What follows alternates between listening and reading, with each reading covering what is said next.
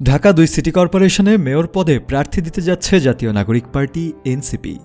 দলীয় সূত্রে জানা গেছে, দলটির মুখপাত্র আসিফ মাহমুদ সজীব ভুইয়া এবং সিনিয়র যুগ্ম আহ্বায়ক আরিফুল ইসলাম আদিব সম্ভাব্য প্রার্থী হিসেবে বিবেচনায় রয়েছেন। জানা গেছে, ঢাকার ২ সিটি কর্পোরেশনের মধ্যে ঢাকা দক্ষিণ সিটি কর্পোরেশনে নির্বাচন করবেন আসিফ মাহমুদ সজীব ভুইয়া এবং ঢাকা দক্ষিণ সিটি কর্পোরেশনে প্রার্থী হতে পারেন আরিফুল ইসলাম আদিব। এনসিপির সূত্র বলছে, প্রাথমিক বাছাই প্রক্রিয়ায় এই দুজনকে সম্ভাব্য প্রার্থী হিসেবে ভাবা হচ্ছে।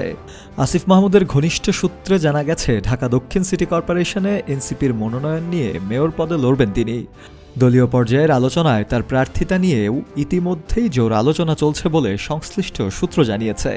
অন্যদিকে নিজের প্রার্থিতার বিষয়ে নিশ্চিত করে আরিফুল ইসলাম আদিব জানিয়েছেন, দলের প্রাথমিক আলোচনায় ২ সিটি কর্পোরেশনে আমি এবং আসিফ মাহমুদ প্রাথমিক আলোচনায় আছি। চূড়ান্ত সিদ্ধান্ত দলের পক্ষ থেকে পরবর্তীতে জানানো হবে। মূলত আসিফ মাহমুদ সজীব ভুইয়া একজন বাংলাদেশি আন্দোলনকর্মী, ছাত্রনেতা ও অন্তর্বর্তীকালীন সরকারের সাবেক উপদেষ্টা। এছাড়াও তিনি বৈষম্যবিরোধী ছাত্র আন্দোলনের অন্যতম একজন সমন্বয়ক, যার মাধ্যমে তিনি ২০২৪ সালে সংঘটিত কোটা সংস্কার আন্দোলন ও অসহযোগ আন্দোলনের নেতৃত্ব দিয়েছিলেন এবং বিগত সরকারের পতন ঘটিয়েছিলেন।